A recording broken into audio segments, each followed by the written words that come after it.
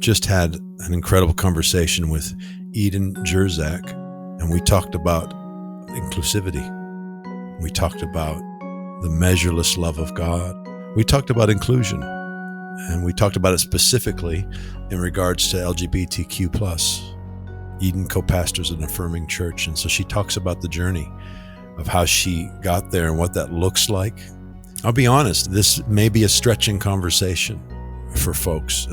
I was stretched along the way. I've actually held off on having this conversation because I wanted to have it with someone I could trust, someone who was convinced that God is love and that his love is reconciling, that family is the long game, that we are all created in the image and likeness of God, that we are all his beloved kids, someone who has a heart for humanity and for where we all are on our journey. I didn't want a conversation in which we counted sins or measured. I wanted a conversation about our Father's great love for his kids. I'm aware of some of the agendas that exist on this planet that are in direct opposition to the love of God.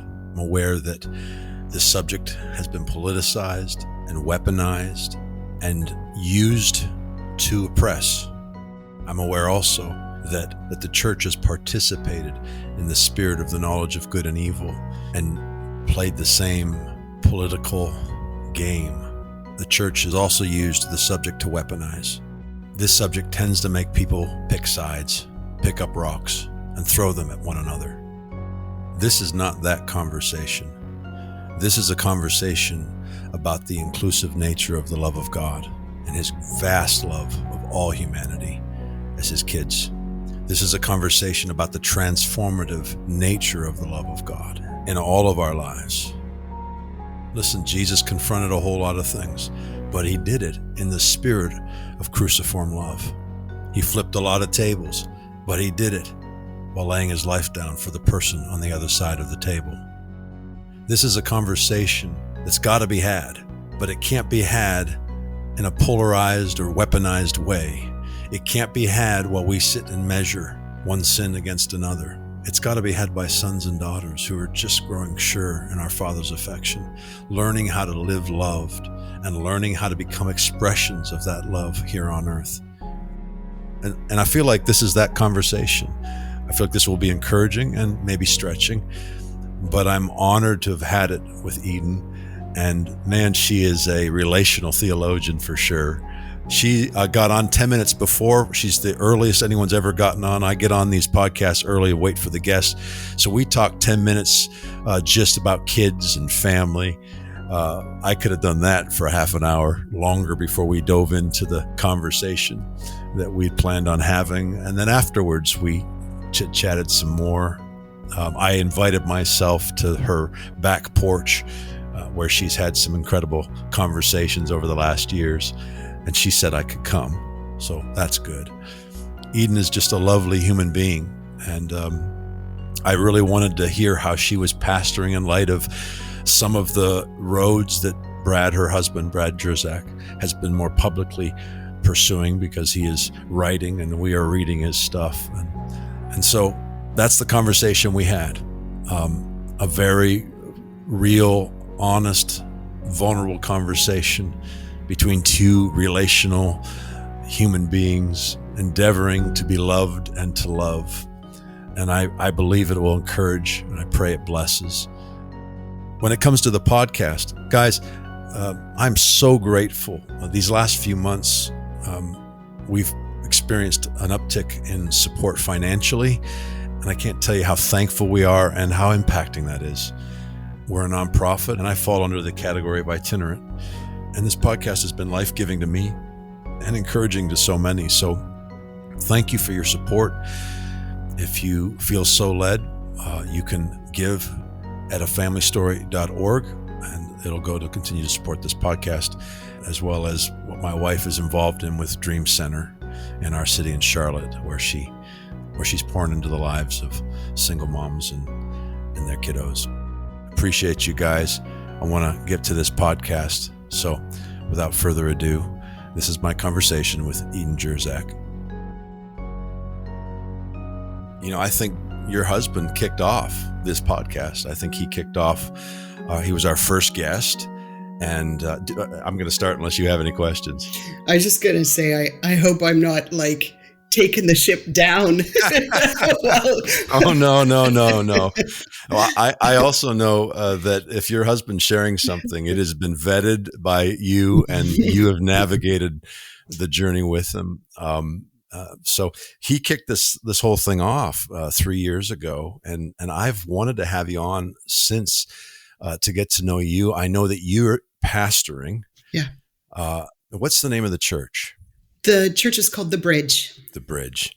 Yeah. And that you're the pastor, and I know that you've been running with him. You guys have been running together and into some wildly transformative thoughts about the goodness of God. And I've been curious for 3 years as I've gotten to know Brad through his writing a little before, and then certainly in these last 3 years, what that looks like practically. I'm a relational guy. I'm not an academic. I always have these guys on and I tiptoe around the edges with them. And for me, everything has to come down to what does it look like in the context of trust and relationship and connection. If it doesn't work there, I kind of, you lose me real quick. And so I've been wanting to talk to you since I've been getting to know Brad for the last 3 years, because I know that you're implementing a whole lot of the day-to-day of what this reconciling love, cruciform love, incarnation, revelation of the goodness of God looks like practically. So I would love for you to introduce yourself a little bit. Folks know who you are, but introduce yourself a little bit. And then maybe we can dive into, I've got lots of questions for you. So. All right. Wow. I'm just trying to think now, like what would be important to cover. But so Brad and I have been married for 36 years. Presently I'm 58 years old. In 2 weeks, I'm going to be 59, and next year I'm 60. So happy birthday. The countdown is on. Yeah, I mean, like you said, I am pastoring again. I'll just clarify that I'm pastoring, but I'm co-pastoring. So another woman by the name of Sarah Pickering is my co-pastor. Awesome. And we are equally yoked and work side by side really, really well. We have different gifting and different strengths, but it's just a really, really good fit. And it's a privilege, actually. That's amazing. To co-labor like this. Yeah. And then, so Brad and I, most of our married life have gone to the same church, but we don't now. Okay. So he goes to the Orthodox church, and I go to the Bridge. Yeah. So, a lot of folks are a little concerned about that. Like, are you guys okay? Right. Are you guys like teetering on the edge? Or no, we're probably just as good as we've ever been, right, and maybe better. Right. And we believe essentially the same things. We just have different expressions, yeah, of how that's worked out. Yeah. And I mean, he's definitely iron to sharpen my iron. I don't know how sharp my iron is for him, because I'm definitely not a theologian. But I definitely call him on his stuff. How about that? And I would imagine you have the largest impact. He has, what? Yeah, this isn't about Brad, but he has a lot of great influences in his life. Yeah. And he, when he listens to someone, he doesn't just listen for the sake of information. He takes it in and he takes it to heart and he makes the adjustments that need to be made. And I really admire that about him. It's beautiful. Yeah. So, we've been married for 36 years. We have 3 boys, all adults, and with families and living out in the world. Seems like as far away as they possibly can from us, but we know that that's not on purpose. And we have 2 grandkids, wow, a little girl and a little boy. So wow, we're pretty tickled about that. Wow. Well, I've been looking forward to connecting. Let's start here.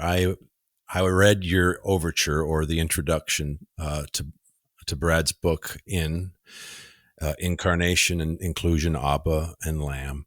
And I thought this would be a really good place to start because I think it's probably where our conversation goes a little bit. And it's very much resonating with where I am and where we are on this podcast, the journey of inclusion.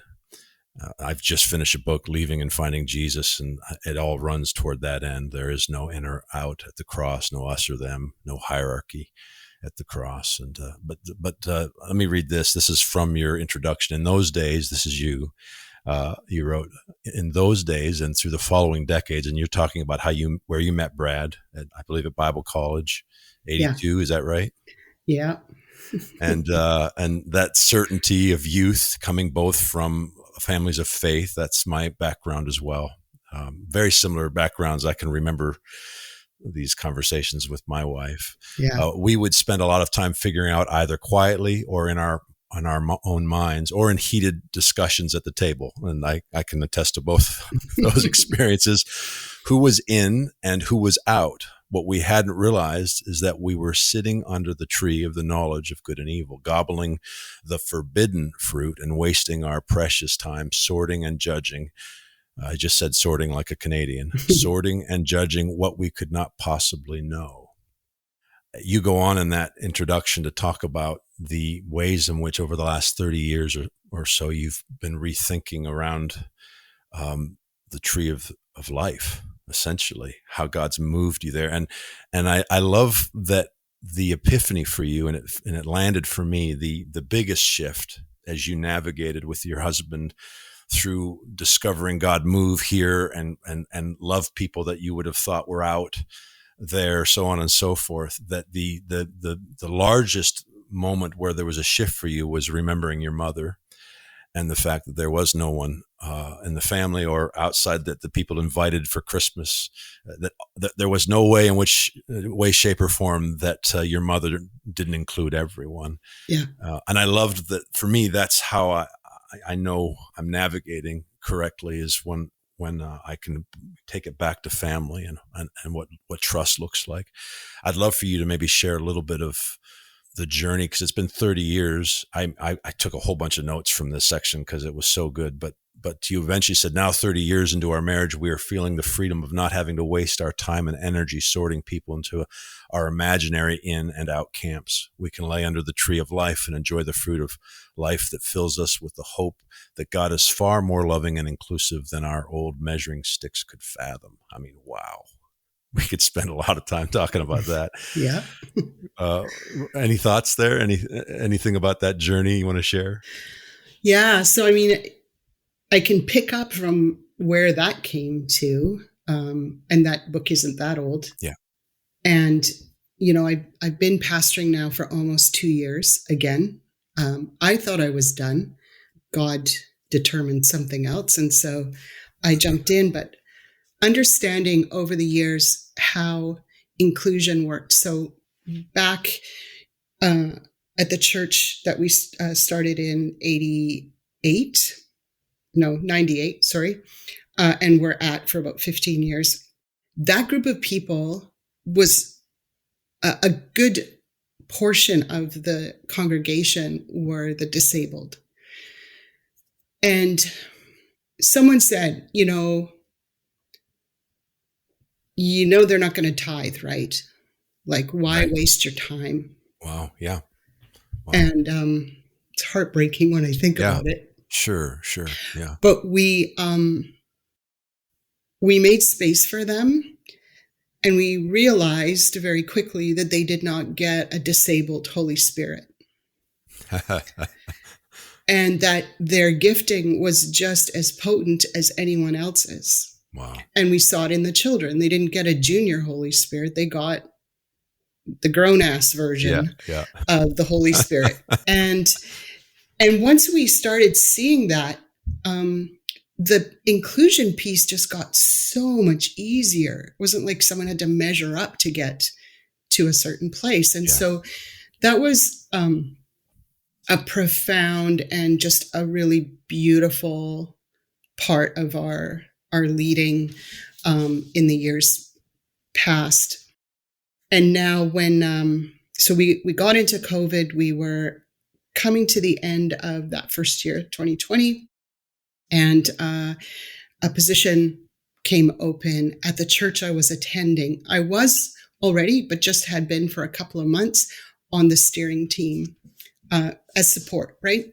Yeah. And with this position opening, I was approached and asked, would you be willing to take that position, the lead pastor position? Yeah. I thought, man, wow, like I thought Fresh Wind was a one-off, I didn't expect to have another church to care for. But with some prayer, I said, yeah, you know what, I'll do this. But I have an agenda. And so I'm going to lay that out for you right now. And you guys can decide, is this somewhere you want to follow me to, or should I just step back now? Yeah. And so what I shared with the steering team was that my agenda was to lead us as a congregation to becoming inclusive and affirming of the queer community. Right. And the steering team said, yeah, we'll endeavor to do this with you. So that was another aspect of not measuring people and figuring out who's in and out, right?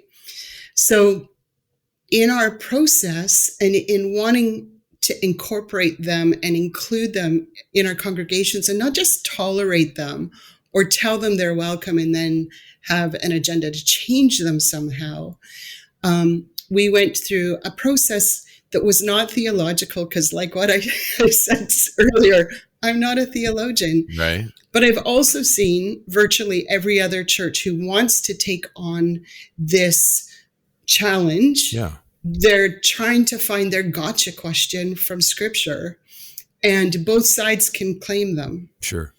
And so what you're doing at that point is you're just kind of causing polarization of people. And it's really hard to navigate that well. So instead, what we did was we said, if we are following Jesus, and if we look at the stories about Jesus in the Gospels, what do we see? Time and time again, Jesus is reaching out to those who are marginalized and drawing them in, giving them a place and making space for them. And so if we're followers of Jesus, that's what we want to do. Yeah. And as we went through this process, this started at the end of January 2021. And we just, we were still entirely on Zoom church, right? Right. Yeah. So we would, probably once or twice a month, we would have a sermon that was not about that particular topic, but would always have kind of an off-ramp to it, right? And at the end of our services, we have Q&R. So question and response. Or reaction. But what was amazing about that was, my context for a conversation within a church culture was, the congregational meeting. Right. And I grew up in a pacifistic church. But I'll tell you, there was a lot of weapons brought to those meetings, right? Yeah. And so what was interesting was now we were having like a congregational meeting at the end of every service, because people could respond, they could have a story, whatever, but it wasn't little clusters of people drawing people over and like, did you hear that? Or what do you think about that? It was everybody listening to the very same thing. Huh. And it was extraordinary. Like, I thought, someone had suggested maybe during COVID is not the best time to do this. This is the entire church body you're talking about. Yeah. Wow. I love this. Okay. Yeah. So, in general, that's usually about between 30 and 40 screens. Okay. And sometimes more than that. But, and then multiple people in many of the screens. So Yeah. a small congregation, but they were engaged. They were really engaged. And so we had a lot of really good conversations during that time. And then I would just invite people. I'd say, we've got our restrictions, but we can meet on my deck. If you have questions or things that you want me to consider or concerns you have, let's meet, let's have a conversation, and let's talk this through. I met with a lot of people, and we sat on the deck, shivered, and and talked through, let them have all their questions and all their thoughts, and like, well, what is this going to look like? And I said, you know what? I have no idea what this is going to look like, but I have a feeling it's not anything as bad as what you have going on in your imagination about how this is going to go down. Wow. And we had very few people say, you know what, this is where we go. Sorry, gotta go. But none in a huff or anything like that. Like, everyone felt heard in the process. Right. And either engaged or didn't. So the beautiful thing about this process was that by the time we got to having live services, everyone who was there was on board. And so when we started meeting, people started coming out of the woodwork. Like, so here in Abbotsford, British Columbia, like, this is the buckle on the Bible Belt of BC, right? Like, there's nothing shinier than this little town here. Huh. And I didn't know that. And there is nothing as exclusive as this little town here. I've been in, I thought I lived near that town, but okay. There might be a few. Go ahead. Sorry. It's fine. It's just interesting how people heard. We put our letter of intention that we were going to becoming an inclusive and affirming church. We put our letter of intention on our Facebook page. Yeah. And we went from, I think normally there was about 30 hits a month or a week or something like that. Not a lot. Sure. To like 1,100 in a day. Sure. It was like wildfire. Yeah. And it was just, I don't know, it was so affirming to us that there actually was a real need for this. Sure. Yeah. So by saying inclusive and affirming, what I mean specifically is inclusive means all are welcome. And we literally mean all, in whatever state, clothing, makeup, whatever, you are welcome in this community. And by affirming, we mean we recognize that you don't have a lesser relationship with God because of how you identify. You don't get a queer God that somehow is lesser than our straight God, as if that's a possible thing. Right. And it means we recognize you have giftings and strengths that we need as a community, and you aren't going to be set aside because of who you love or how you identify. And we have a lot of people, really gifted people in this town, who have to be in the shadows because they are afraid to come out, or they are out and no one will have them. So within a week of posting our letter, we got a letter or an email from a person in town here who said, look, I'm in a school here in town and I have to do my internship.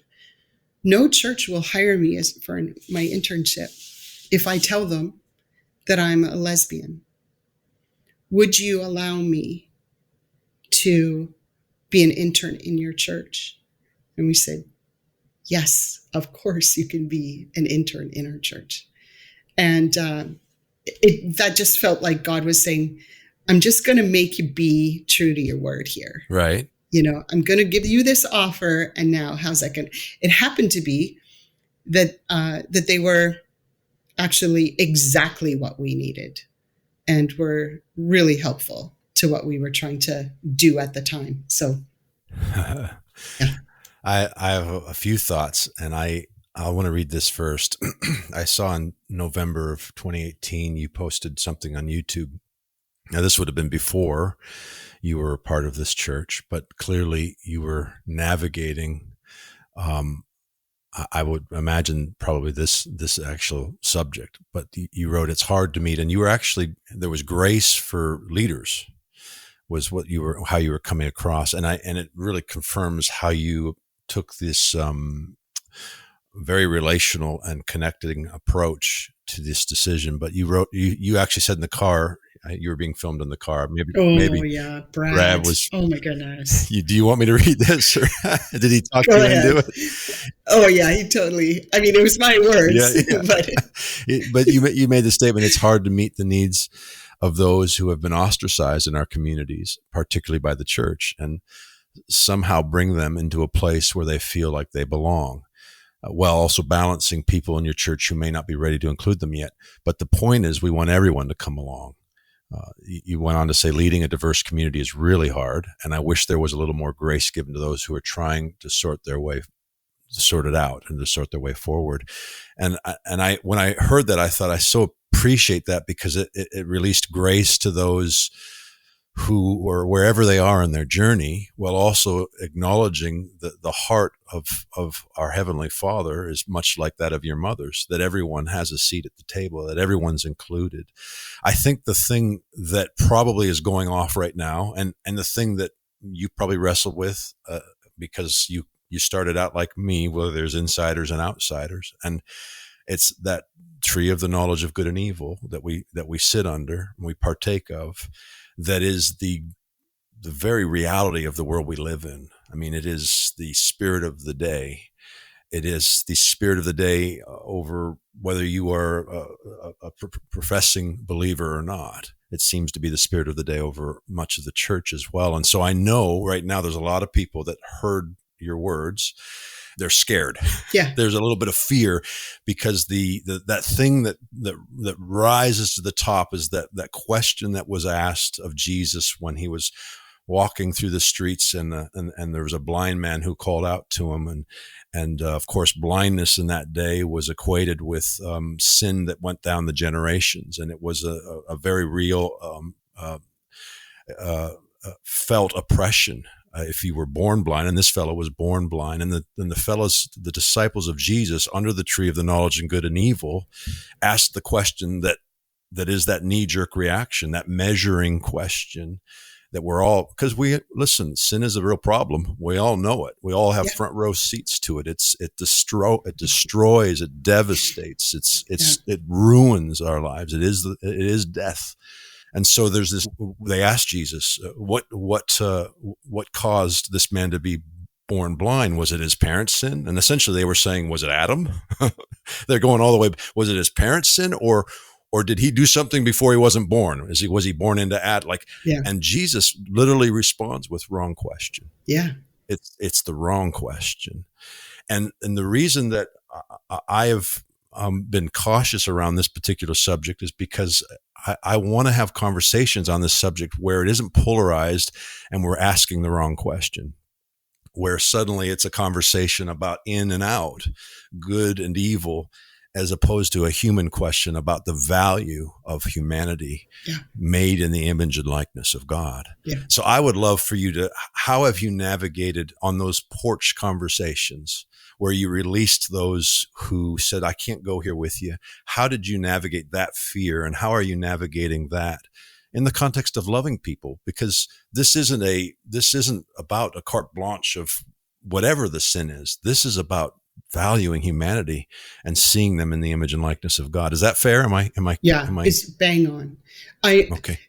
I mean, that's what I continually for the last little while have been challenging people to do is like, see the humanity in each other Yeah. and don't Yeah. dehumanize. Yeah. We dehumanize when we put a label on someone that is other than human. Yes.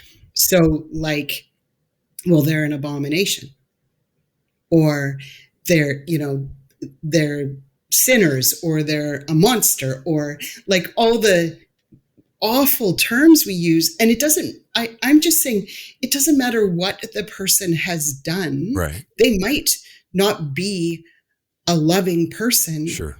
But when we dehumanize them with labels and terms that make us feel like now we can judge them and discard them, Yeah. Yeah. we've lost the plot. Oh my goodness. Yeah. We have totally lost the plot. So for folks who I was meeting with who were too challenged in this process, I would ask them, do you know anyone who would, come under the queer banner? Yeah. And they're like, no. And I'd say, I'm afraid you do. You just don't know it yet. But I'll tell you, when you know the color of the eyes of the person who's telling you that they are, that's going to be the big shift, because now you know them as a person and it's not an issue. And I think the church in general has, I don't want to take a swat at the church. I'm part of this, but that's right. We have addressed issues instead of people and individuals.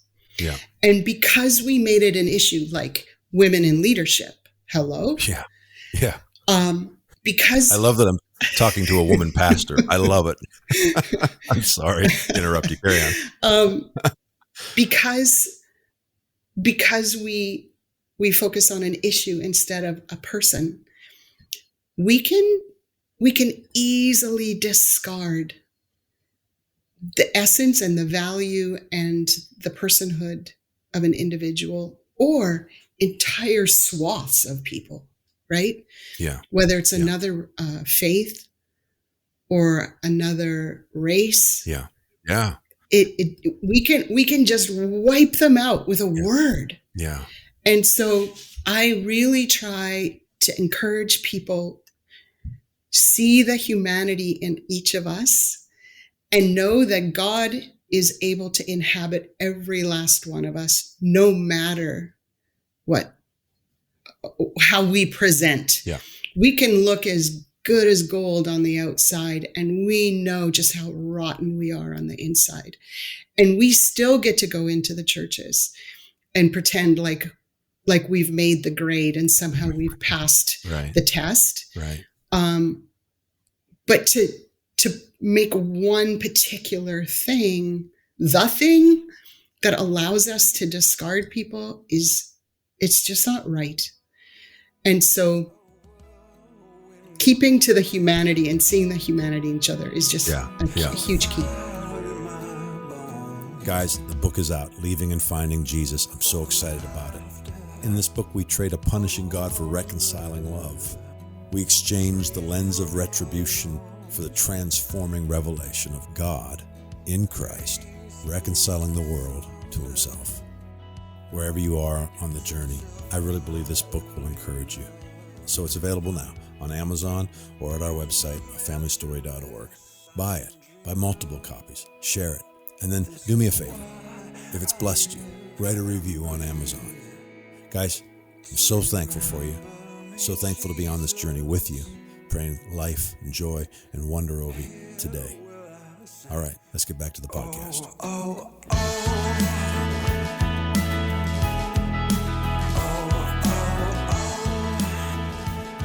I think the big shift or the journey for me has been, and I'd be curious for you as well, knowing a little bit about, you get to know people through books, right? So I get to know a little bit about you guys.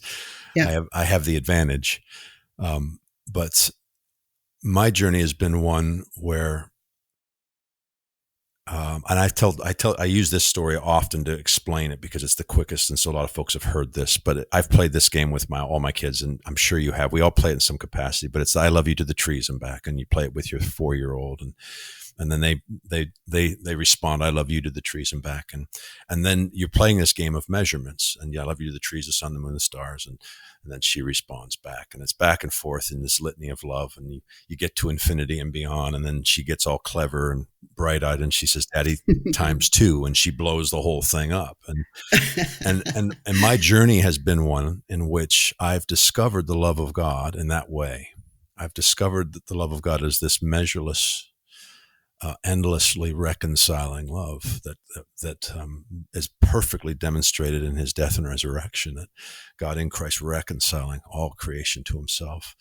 And I've learned when the fear rises, because I do want to acknowledge that there is evil in the world, and inclusion isn't a blind eye to evil. Inclusion is an invitation into a love that is reconciling all things. And one of the things that settles my heart, and I use the parable of the sower to explain it, is that, we used to read the parable of the sower. I don't know about you, but I read the parable of the sower, and it was is this idea that that I had 75% of the soil in my heart was bad soil. You know what I mean? Yeah. You know what I mean? Yeah. And so every week I had to go and measure my soil. I had to go measure against, you all right? Yeah. Sorry, I just got Brad wanting to use the microwave. Oh, is that that's okay? all right. Can we just stop? Yeah, of for course. A second? Hi, Brad. This is hi, Brad. Hi. You don't have to stop. This will just beep for a second. All right. All right. Okay. That's all right. You can say hi for me. Yeah. What I've discovered is that this soil, where was I? Hold on. I'll get it. 75% of the soil. Yes. 75% of the, so most of those early formative years were spent measuring that bad soil, when really the invitation of this parable for me, and where great liberty has come, is the idea that we are partnered, we are one with the sower, and that he has a measureless amount of seed, and that he sows it willy-nilly, convinced that the seed is more powerful than the soil, and he'll therefore sow it on the path, and before the birds can eat it up, it has changed the actual nature of the soil. It's become rocky, then it becomes weedy, and then eventually it becomes good soil that can bear fruit 90 and 60 and 30-fold. And when you begin to awaken to that measureless times 2 love that is transformative, then you're not afraid of anybody's soil, because you know the seed is more powerful, and that family is the longing. I would love to hear your journey, a little bit about the love of God in your life and how it's transformed you, because that's the conversation we're having. Yeah. The inclusive conversation that we're having right now. Yeah. I mean, God being the willy-nilly sower is awesome and resonates. But for me, like I was 15, I was probably in grade 10, at a private school. A Christian's private school. And we were having spiritual emphasis week. And the guy who was speaking shared about his enthusiasm about the Lord's return. And I think I might have groaned out loud, oh. And my friend leans over and she goes, "Can't you just wait for the Lord to return?" And I'm like, "Oh, I can wait." And she's like, "What? We got to talk." So afterwards, she just said, why do you feel so reluctant about the Lord returning? And I'm just like, because I just feel like I can never keep track of my sin enough. Right. And I'm always trying to check out, am I if I get in a car, am I all covered if we get in an accident and I die or something? Right, yeah. So much fear. And my whole faith was me looking back at what I've been doing to try to double check on the Right. sin factor. Counting, right? always counting. Yeah. Always measuring. Yeah. Oh my goodness. Like God Yep. with the clipboard, right? Like Yeah. X, and I'm trying to look over his shoulder to see how bad is it. So as a result of that, and something that she shared, I just went, oh, I totally need to reverse this. I need to turn this around altogether and look forward. Wow. If I'm gazing on God, then the sin stuff diminishes. Yes. And whatever needs to be brought up, he's going to bring it like right up for me. Yes. And we're going to have a chat about this, Yeah. not me trying to like dig behind me to see all that's been, done. Yeah. What needs fixing. I have a front row seat to Jason. I'm fully aware. So God got a lot bigger. Yeah. At that point. Wow. Yeah. And I had other large shifts in my life as well. But one of the things, just to bring it back to what we were talking about a minute ago with the inclusion piece, people would sometimes ask, well, if we're going to include this group of people, are we not diminishing God?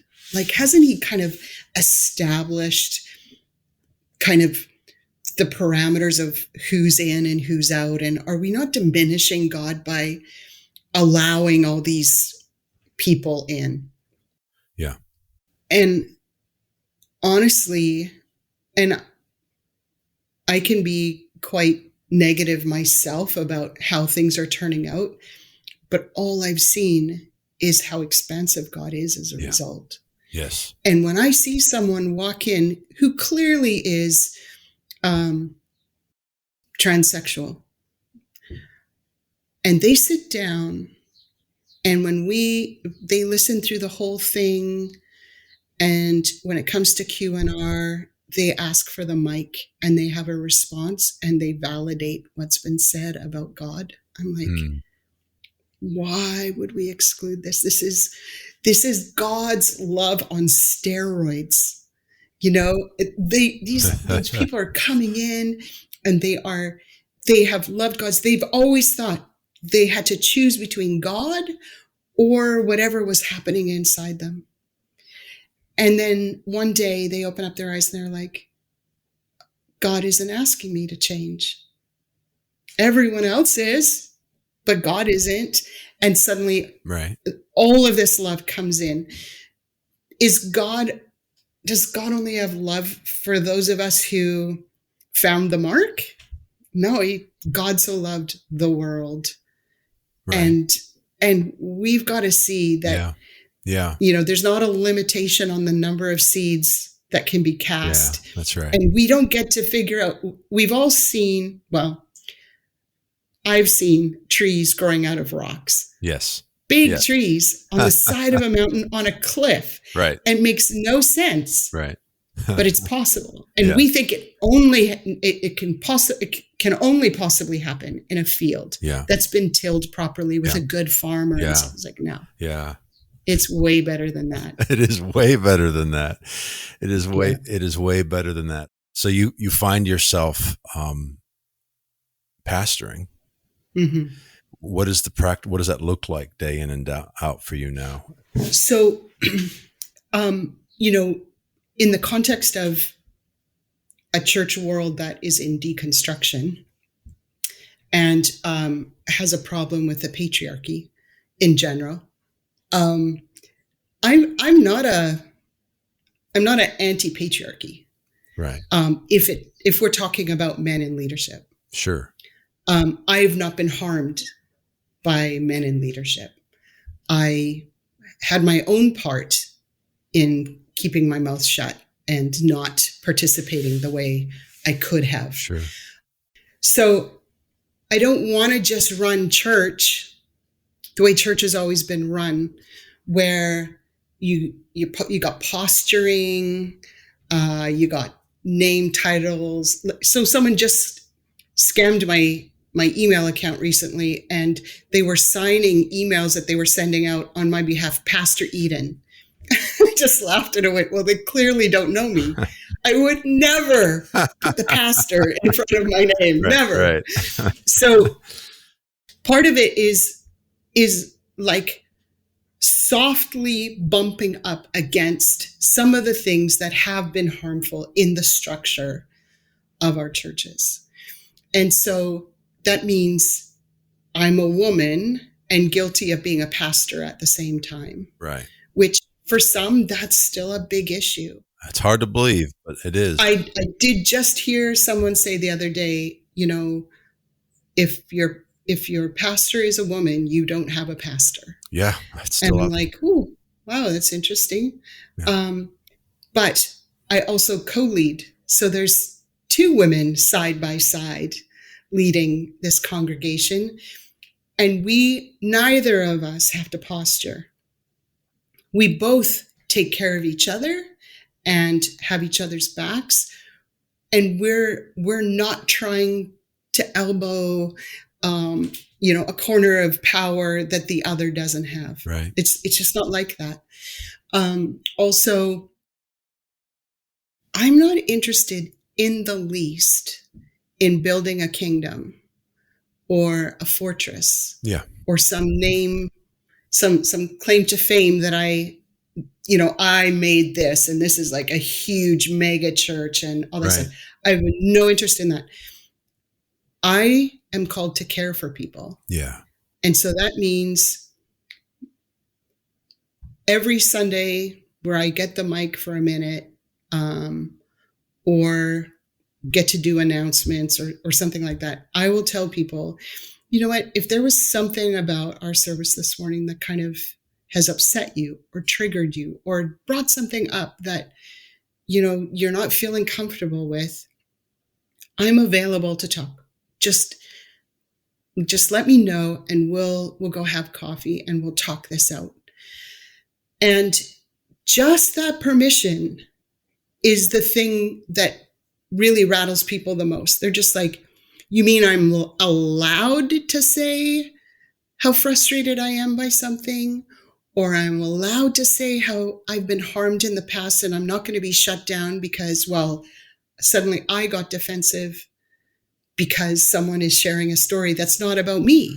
Right. Right? Like, I don't have to posture that way. Right. I don't have to be defensive about myself. Yeah. So I spend a lot of time talking with people.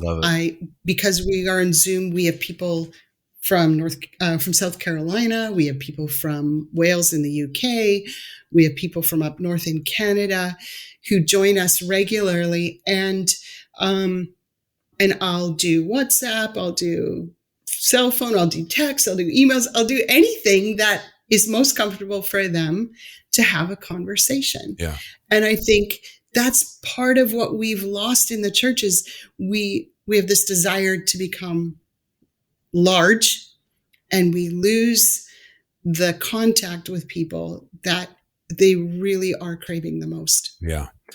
I love the, that's that relational approach, right? I mean, that's what we're talking about. The leaving the 99 for the one.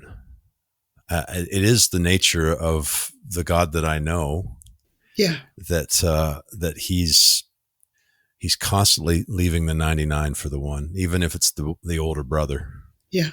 In the parable of the prodigal, even at the end, he's stepping outside of that party of reconciliation to come out and meet with the older brother. And I love that that's what you're doing. To me, that's what pastoring is.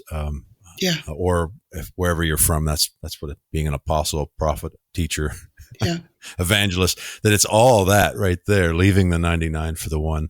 I think the thing that I was reading from you and that I feel very, very deeply from you is, you wrote a piece, I think this year, about co-suffering, about, communion and co-suffering love and the way in which you've exhibited, even in our conversation, what it looks like to leave the 99 to put yourself in someone else's shoes. and to imagine what it is to be there and then to love them from Father's perspective. I guess I want to ask you this, because this is what I see. I used to talk about, and my mind might be being changed on this a little, about compassion. Jesus was always being filled with compassion. Just when it seemed like he was done, the need of the people would stir something in him that was the Father, and suddenly he was energized and again ministering to the least of these. And so I would have described compassion as this ability to be in their place, to be in their shoes, but to be in their shoes from Father's perspective, in the sense that even that when he wept with Mary, he also raised the dead. That resurrection life was always a part of the narrative.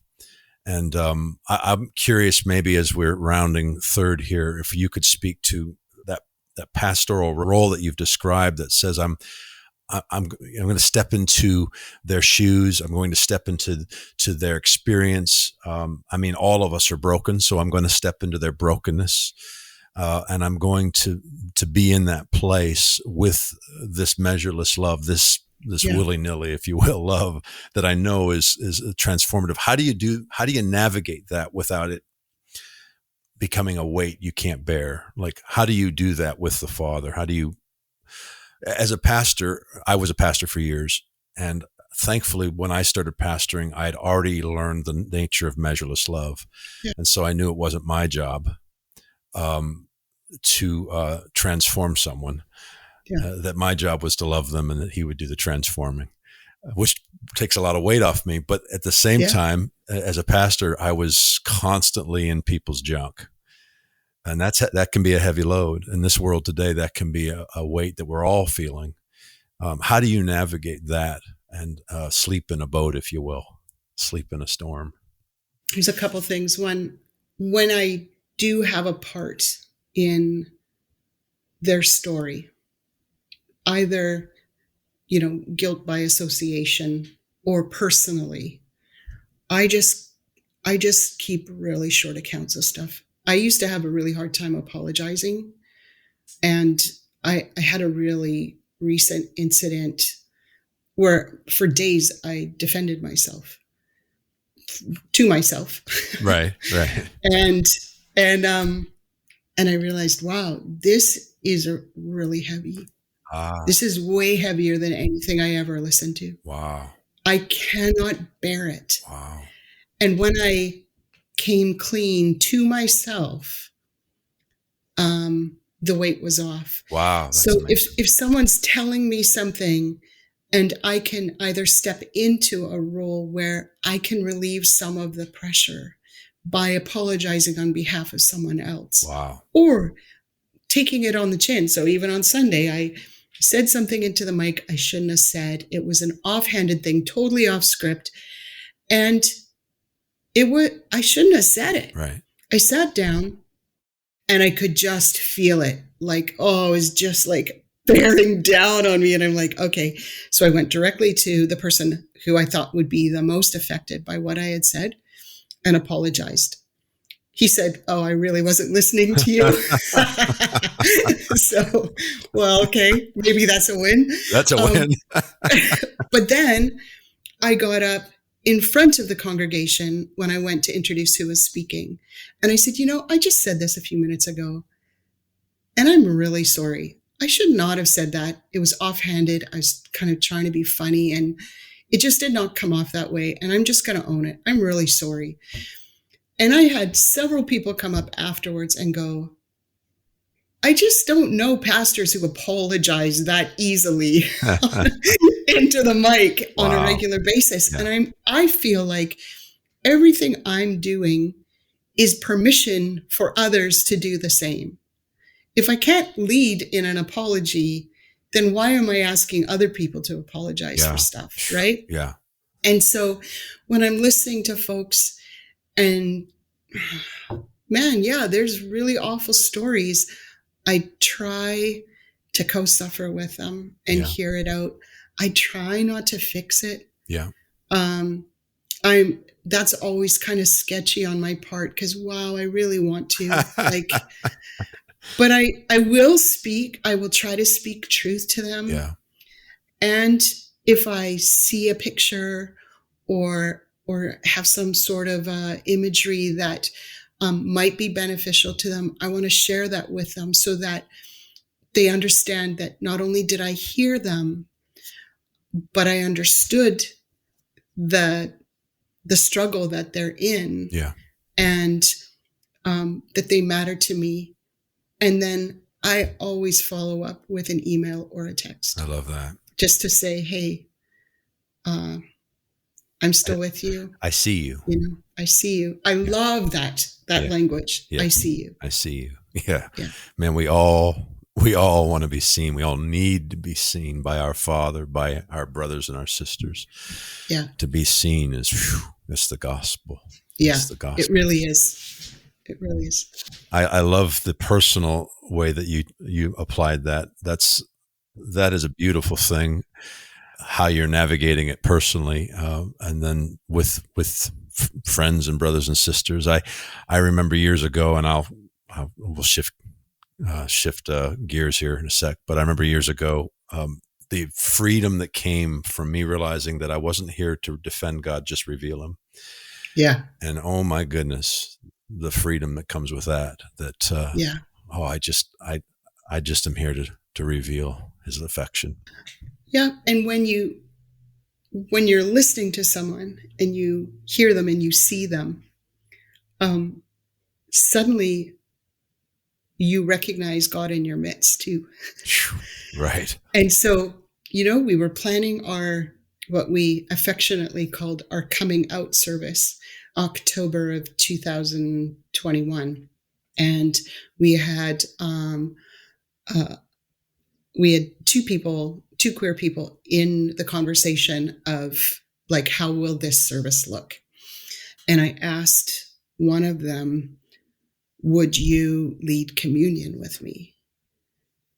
And they said, like, I can't even remember the last time I took communion. I just don't even feel like I qualify. And I just wanted to cry, like, in the moment, but it wasn't about me. It was about them. Right. Yeah. And their pain in that moment. But I'll tell you, like, I looked forward to, and we met ahead and we planned out the liturgy we were going to use. And it would been one of the biggest privileges of my life to be able to lead communion with my friend Carter. Wow. And it's because I was able to see them. Wow. And appreciate them. Wow. And it's just like God just keeps getting bigger and bigger and bigger the more space we have for others. Yeah. And Jesus, that's good. Jesus doesn't need bouncers. Yeah. Right? Yeah. He's not telling us like, okay, you guys sort through stuff. He's the one who told us, don't go out there picking the weeds. Let me take care of that. You're going to pull out something that's really valuable. And so having that at the forefront for me is just so, so helpful, and all about the tree of knowledge of good and evil and the tree of life. Again, just another piece of imagery, right? It is. Yeah. It is. It's you just describing the good news. I love it. I know there will be folks. I mean, I'll be honest, Eden, there's stretching for me, but there'll be folks that'll be stretched with this conversation. I know that. Yeah. This is where I find the greatest peace and the greatest joy. Just to wrap this up, I am convinced that His love travels down every road, that Jesus doesn't have an ego. He doesn't need us to know His name to walk beside us. And I lean there. That's where I've placed my faith over the last years. And as you said, it's this expansive thing that is the most transformative. These last 10 years have been the most transformative years of my life. And I'd like to think the most impacting. Yeah. But I can trust that God was in Christ reconciling the whole world to Himself. He's not in the counting game. He's not in the counting. He's not in the measuring game. He's in the measureless love game. So Yeah. I think there's a lot of grace and life on this, and I bless you and am honored to have connected with you. We got to talk tacos. Okay. Because this is Rethinking God with Tacos. The word has to come in here somewhere. We got to at least, do you eat tacos? Do you have a taco spot? Is there a favorite thing that you guys do?